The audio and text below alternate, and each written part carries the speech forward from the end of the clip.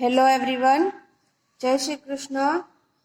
આજે આપણે હિન્દીમાં પાના નંબર 4 ઉપર પ્રશ્ન 6 થી લઈને આગળના પ્રશ્ન 8 સુધી સમજવાના છીએ, બરાબર। તો प्रश्न 6 શું છે?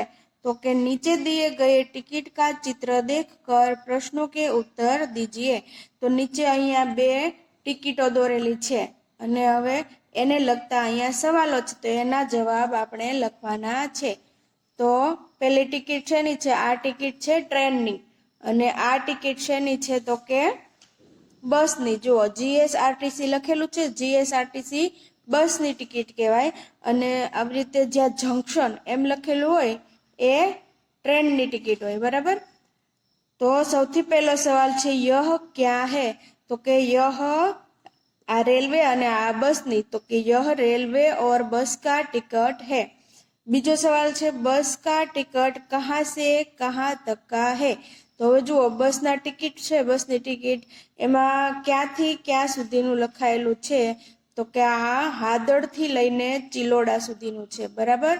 તો જવાબ આવશે હાદડ સે ચિલોડા તક કા। बस का टिकट हादड़ से चिलोड़ा तक का है। પછી રેલવે કા ટિકિટ કહાં સે કહાં તક કા હે? તો જુઓ રેલવેમાં અહીંયા લખાયેલું છે મુંબઈ સેન્ટ્રલ, ત્યાંથી લઈને અમદાવાદ જંક્શન। તો મુંબઈ સે અहमदाबाद का टिकट है। तो रेलवे का टिकट मुंबई से अहमदाबाद तक का है। પછી ચોથો સવાલ બસ કે ટિકટ में किराया कितना लगता है? તો અહીંયા લખાયેલું છે એમાં કેટલું ભાડું લીધું એમ, કિરાયા એટલે ભાડું। તો બસમાં કેટલું ભાડું લખાયેલું છે? 91 રૂપિયા। તો જવાબ આવશે ₹91, ₹91। तो बस के टिकट में 91 रुपये किराए लिखा है। પછી પાંચમો સવાલ છે રેલવે કા ટિકટ પઢકર કિરાયા બતાઈએ। તો રેલવેના ટિકિટમાં અહીંયા જુઓ એનું ભાડું લખાયેલું છે, તો કેટલું છે? તો કે 204। તો અહીંયા જવાબમાં લખવાનું 204। રેલવે કા ટિકટ 204 रुपये का किराया है। छठो सवाल रेलवे टिकट का दिनांक बताइए। तो જુઓ અહીંયા તારીખ લખાયેલી છે, દિનાંક એટલે કે તારીખ। તો અહીંયા તારીખ લખેલી છે, તો જવાબ શું આવશે? 11/11/2011। પછી બસ और रेल के अलावा कहाँ कहाँ टिकट लगता है? તો કે આપણે બસ અને રેલવે સિવાય કઈ જગ્યાએ જઈએ તો આપણે ટિકિટ ખરીદવી પડે? તો કે પ્લેન ઓર સ્ટીમર। પ્લેનમાં અથવા તો સ્ટીમરમાં જઈએ તો આપણે ટિકિટ ખરીદવી પડે, બરોબર। તો જવાબ આવશે પ્લેન અથવા સ્ટીમર। પછી પ્રશ્ન 7 नीचे दिए गए चित्र का अवलोकन करके भेद स्पष्ट कीजिए। તો અહીંયા એક જ સરખા લાગતા હોય એવા બે ચિત્ર આપ્યા છે, પણ એમાં થોડોક કંઈક તફાવત હોય। અવલોકન કરવાનું એટલે કે ધ્યાનથી જોવાનું કે કયો તફાવત છે। તો ચાલો હવે આમાંથી આપણે થોડાક તફાવતો જે છે એ શોધીએ। તો સૌથી પહેલો શું તફાવત દેખાય છે? તો કે જુઓ આ છોકરો છે એના પગ અહીંયા દોરેલા છે અને અહીંયા દોરેલા નથી, તો એ પહેલો તફાવત છે, તો ત્યાં ટીક કરવાની। પછી બીજો તફાવત શું છે? તો કે અહીંયા જુઓ એના પગ પાસે દડો દોરેલો છે, અહીંયા દોરેલો નથી, તો એ બીજો તફાવત થયો। પછી ત્રીજો તફાવત શું થયો? તો કે અહીંયા આ જે છોડવા છે ફૂલ છોડ એની નીચે આટલી જગ્યા છે, જ્યારે અહીંયા જગ્યા છોડેલી નથી, તો આ શું અહીંયા ટીક થશે કેમ કે અહીંયા તફાવત છે। પછી આ જે કૂતરું છે, કૂતરાના મોઢા પાસે અહીંયા નીચે કૂતરાને ખાવાની વસ્તુ પડી છે, પણ આ चित्रमा પડી નથી, તો અહીંયા ટીક કરવામાં આવશે। પછી જુઓ અહીંયા જે ફૂલ છોડ ઉગેલા છે, નાના નાના છોડવા, એમાં એક જ છોડ દોરેલો છે, જ્યારે અહીંયા બે છોડ દોરેલા છે, બરાબર। તો એ તફાવત થયો એટલે અહીંયા ટીક કરવામાં આવશે। પછી આ ચિત્રમાં કૂતરાનું જે ગળું છે એ જો અહીંથી જોઈન્ટ કરેલું નથી, એટલે એક લાઈન નથી દોરેલી, ખુલ્લું છે, અને આ ચિત્રમાં જોઈન્ટ કરેલું છે, તો એ તફાવત થયો। એવું બારીકાઈથી નાનું નાનું અવલોકન કરવાનું છે અને તફાવત ઉપર ટીક કરવાની છે। હવે સ્વાધ્યાયમાં પ્રશ્ન પહેલો એમાં છે તુમ કિસ પ્રકાર જાતે હો। તો અહીંયા જે 4 વસ્તુ કીધેલી છે એ 4 જગ્યાએ જવા માટે તમે કયા વાહનનો ઉપયોગ કરો છો એ લખવાનું છે। તો સૌથી પહેલું છે મામા કે ઘર। તો મામાના ઘરે તમે કેવી રીતે જાઓ છો? તો કે જેનું મામાનું ઘર દેશમાં હોય એ બસમાં બેસીને જાય, બરાબર। પછી કોઈકનું નજીકમાં હોય તો કારમાં અથવા તો સ્કૂટરમાં બેસીને જાય, બરોબર। તો આ બધું લખવાનું, બસ, કાર, સ્કૂટર, આટલા 3 વસ્તુથી આપણે મામાના ઘરે જઈ શકીએ। પછી બીજું છે સિનેમા દેખને, એટલે આપણે મૂવી જોવા જઈએ જે થિયેટરમાં, એ મૂવી જોવા આપણે શેના ઉપર બેસીને જઈએ? તો કે બાઇકમાં બેસીને પણ જઈએ અથવા તો રિક્ષામાં બેસીને પણ જઈએ। પછી ત્રીજું છે સ્કૂલ। તો આપણે સ્કૂલમાં કઈ રીતે આવીએ છીએ? તો જેને વાન બંધાવેલું હોય એ વાનમાં આવે છે, તો વેન। પછી બસ બંધાવેલી હોય તો બસમાં આવે છે, અને સ્કૂલ નજીકથી રહેતા હોય તો ચાલીને આવે છે। તો ચાલીને શું કહેવાય? પેદલ। તો અહીંયા લખવાનું વેન, બસ યા પેદલ।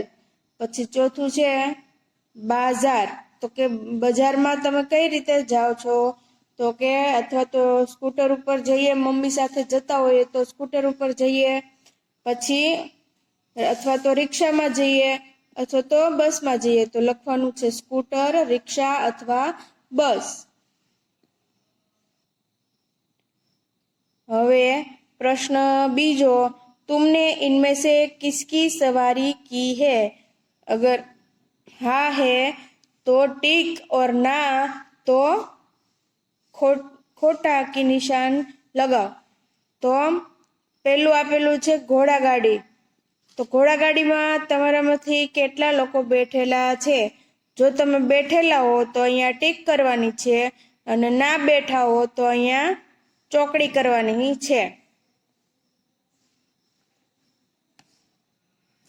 પછી બીજું છે કાર। તો જે લોકો કારમાં બેસેલા હોય, અત્યાર સુધી કોઈ દિવસ કારમાં બેઠા હોય તો અહીંયા ટીક કરવાની છે, ના બેઠા હોય તો ચોકડી કરવાની છે। પછી પાંચમું ઊંટ દોરેલું છે। તો ઊંટની સવારી જે લોકોએ કરી હોય એમણે ટીક કરવાની, ના કરી હોય તો ચોકડી દોરવાની છે। પછી આ છે બળદગાડું। બળદગાડામાં જો કોઈ બેઠેલું હોય તો અહીંયા ટીક કરવાની, ને ન બેઠું હોય તો ચોકડી કરવાની। પછી ટ્રેન દોરેલી છે। તો ટ્રેનમાં જો બેઠેલા હોય આજ સુધીમાં કોઈ દિવસ તો ટીક કરવાની, અને ના બેઠા હોય તો ચોકડી કરવાની છે। હવે પ્રશ્ન 3, पढ़िए समझिए और टिक का निशान लगाइए। તો શું છે? અહીંયા એક ખાનું આપેલું છે, એમાં સવારીઓના ફોટા દોર્યા છે। પછી બીજું ખાનું આપ્યું છે કે ટિકિટ લગેગા, તો એમાં ટિકિટ લેવી પડશે કે નહીં એવું છે। બીજું ખાનું આપેલું છે કે પૈસા લગેગા, તો એના માટે આ સવારી કરવા માટે પૈસા લાગશે કે નહીં એના માટે ખાનું આપેલું છે। અને ત્રીજું ખાનું છે કે મુફ્ત, તો કે આ સવારી આપણને મફતમાં કરવા મળે તો આના બોક્સમાં ટીક કરવાની છે। તો સૌથી પહેલા જુઓ, હવે ઘોડાગાડી છે તો ઘોડાગાડીની સામે આપણે શું કરવાનું? ઘોડાગાડીમાં આપણે ટિકિટ લેવી પડે નહીં, પણ ભાડું ચૂકવવું પડે, એટલે શું કહેવાય? તો કે પૈસા લગેગા। તો ઘોડાગાડીની સામે ટીક ક્યાં કરવાની છે? તો કે પૈસા લગેગા વાળા ખાનામાં ટીક કરવાની છે। પછી બીજું છે કાર। તો કારમાં ટિકિટ ન લેવી પડે, પણ આપણે કોઈકની કારમાં ભાડેથી જતા હોય તો એનું ભાડું ચૂકવવું પડે, તો કે પૈસા લગેગા। પછી ત્રીજું છે ઊંટ। ઊંટની સવારી કરવી હોય તો આપણે ટિકિટ ન લેવી પડે, પણ ઊંટમાં બેસવા માટે એને પૈસા આપવા પડે, તો પૈસા લગેગા વાળા બોક્સમાં ટીક કરવાની છે। પછી ગાડું આપેલું છે। તો ગાડામાં બેસવું હોય તો આપણે ટિકિટ પણ ના લેવી પડે અને પૈસા પણ આપવા પડે નહીં, એટલે મુફ્ત વાળા ખાનામાં ટીક કરવાની છે। પછી ટ્રેન છે। તો ટ્રેનમાં ટિકિટ લેવી પડે, બરાબર। તો ટ્રેનમાં ટિકિટ લેવી પડે એટલે ટિકિટ લગેગા ઈ વાળા ખાનામાં ટીક કરવાની છે। પછી હવે પ્રશ્ન 4, નિમ્નલિખિત નિમ્નાંકિત ફૂલો કે નામ લીખીએ તો અહીંયા 4 ફૂલો દોરેલા છે અને ઓળખીને અહીંયા નીચે ફૂલોના નામ લખવાના છે. તો સૌથી પહેલા કમળ દોરેલું છે. કમળને હિન્દીમાં કમલ કહેવાય, બરાબર. તો અહીંયા લખવાનું છે કમલ. પછી આ શું દોરેલું છે તો કે ચમેલી દોરી છે, તો અહીંયા લખવાનું ચમેલી. પછી જાસૂદ દોરેલું છે, તો અહીંયા લખવાનું જાસૂદ. પછી આ શું દોરેલું છે તો કે ગુલાબ દોરેલું છે, તો અહીંયા લખવાનું ગુલાબ. હવે છે પ્રશ્ન 5 કે નિમ્નલિખિત ચિત્રો કે આધાર પર કહાની લીખીએ. તો અહીંયા આપણને ચિત્રો આપેલા છે, એ ચિત્રના આધારે આપણે વાર્તા બનાવવાની છે અને લખવાની છે. તો ચિત્ર સમજી લઈએ. સૌથી પહેલા ચિત્રમાં એક ચરવાહો એટલે કે જે બકરીઓ ચરાવે એ બેઠો છે અને આગળ બકરીઓ ચરી રહી છે. બીજા ચિત્રમાં શું છે તો કે એ બૂમ પાડીને આજુબાજુના ખેતરમાંથી લોકોને બોલાવી રહ્યો છે. પછી ત્રીજા ચિત્રમાં છે કે લોકો આવ્યા છે પણ જે બૂમ પાડતો હતો કે શેર આવ્યો એ આવ્યો નથી. એટલે ચોથા ચિત્રમાં જે આજુબાજુના ખેતરમાંથી ખેડૂતો આવ્યા હતા એ પાછા પોતાના કામે ચાલ્યા જાય છે. પછી શું છે પાંચમા ચિત્રમાં તો કે એક દિવસ હકીકતમાં વાઘ આવી જાય છે અને પાછો આ ચિત્રમાં દેખાડ્યું છે કે ફરી વખત આજુબાજુમાંથી મદદ માટે લોકોને બોલાવે છે પણ કોઈ આવતું નથી અને વાઘ બકરીઓને ખાઈ જાય છે, બરાબર. તો હવે આપણે એને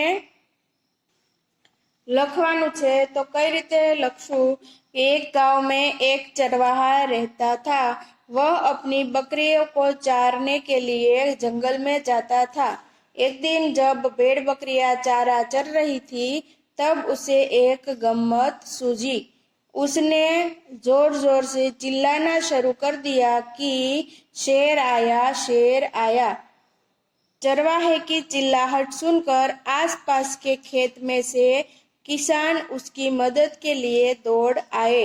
लेकिन जब आकर देखा तो चरवाहा तो गम्मत कर रहा था और झूठ बोल रहा था. यह देखकर सभी किसान अपने खेत में वापस चले गए. कुछ दिनों के बाद एक दिन बकरियों के पास हकीकत में शेर आ गया. इसलिए चरवाहा फिर से चिल्लाने लगा कि शेर आया, शेर आया. लेकिन पिछली बार की गई गम्मत की वजह से किसानों को इस बार की बात भी झूठ ही लगी और वे मदद के लिए नहीं आए और शेर वो सारी बकरियों को खा गया. बराबर. तो आ रीते આપણે વાર્તા લખવાની છે. હવે પાના નંબર 8 પર પ્રશ્ન 6 માતૃભાષા में अनुवाद कीजिए. તો અહીંયા 4 વાક્યો આપેલા છે એને આપણે માતૃભાષા એટલે કે ગુજરાતીમાં અનુવાદ કરવાનો છે. સૌથી પહેલું છે કમલ હમારા રાષ્ટ્રીય ફૂલ હે. તો એનું ગુજરાતી શું થશે કે કમળ આપણું રાષ્ટ્રીય ફૂલ છે. પછી બીજું છે મધુમક્ખિયા ફૂલ પર બેઠતી હે. તો એનું ગુજરાતી થશે મધમાખીઓ ફૂલ પર બેસે છે. પછી મુझे बैलगाड़ी में बैठना पसंद है. તો એનું ગુજરાતી થશે મને બળદગાડામાં બેસવું ગમે છે. પછી ચોથું છે ઓટો રિક્ષા કે 3 पहिए होते हैं. તો ગુજરાતી થશે ઓટો રિક્ષાના 3 પૈડાઓ હોય છે. હવે આપેલું છે યોગ્યતા વિસ્તાર એટલે કે એમાં આટલું જે છે એને આપણે જાણવા જેવું છે. તો સૌથી પહેલું છે સાયકલ. તો એને આપણે હિન્દીમાં આ રીતે લખાશે કે સાયકલ. પછી રિક્ષા તો હિન્દીમાં લખાશે આ રીતે કે રિક્ષા. જો ગુજરાતીમાં આપણે ક્ષત્રિયનો ક્ષ વાપરો છે રિક્ષા માટે, પરંતુ હિન્દીમાં અડધો ક અને શ જોડીને લખવાનો છે. પછી ટ્રેન છે તો કે ટ્રેનને આપણે હિન્દીમાં ટ્રેન જ કહીએ છીએ. પછી વિમાન એને પણ આપણે હિન્દીમાં વિમાન જ કહીએ છીએ. સ્ટીમરને પણ હિન્દીમાં સ્ટીમર જ કહેવાય. પછી બળદગાડું તો બળદગાડાને હિન્દીમાં કહેવાય બેલગાડી. પછી ઘોડાગાડી તો ઘોડાગાડીને અથવા તો ઘોડાગાડી કહેવાય કા પછી કહેવાય ટાંગા. બરોબર. પછી છે સ્કૂટર, તો હિન્દીમાં સ્કૂટરને સ્કૂટર જ કહેવાશે. પછી બસ, તો બસને પણ હિન્દીમાં બસ જ કહેવાય. હેલિકોપ્ટર, તો હિન્દીમાં હેલિકોપ્ટરને કહેવાય હેલિકોપ્ટર. પછી જહાજને કહેવાય જહાજ. પછી ગાડીને કહેવાય કાર. પછી ઊંટગાડી, તો ઊંટગાડીને પણ હિન્દીમાં ઊંટગાડી જ કહેવાય. અને મોટરસાયકલને પણ હિન્દીમાં મોટરસાયકલ જ કહેવાય છે. આટલી વસ્તુ આપણે યાદ રાખવાની છે. અને આ યાદ રાખવાનું છે કે રિક્ષા કઈ રીતે લખાય છે. ગુજરાતીમાં ક્ષત્રિયનો ક્ષ લખાય છે, જ્યારે હિન્દીમાં ક અને શ જોડિયા અક્ષરમાં લખવાનું છે રિક્ષા. બરોબર. ઓકે, આજના લેક્ચરમાં આટલું સમજાઈ ગયું હશે. હવે આજનું હોમવર્ક છે તમારે કે ટેક્સ્ટ બુકમાં જે પાના નંબર 4 થી 8 સમજાવ્યા છે એને ટેક્સ્ટ બુકમાં જ સરસ અક્ષરે લખવાનું છે. ટેક્સ્ટ બુકમાં જે અહીંયા બાજુમાં જગ્યા આપેલી છે અહીંયા એ રીતે સરસ અક્ષરે લખવાનું છે. એ તમારું હોમવર્ક છે. બરાબર. ઓકે, અસ્તુ.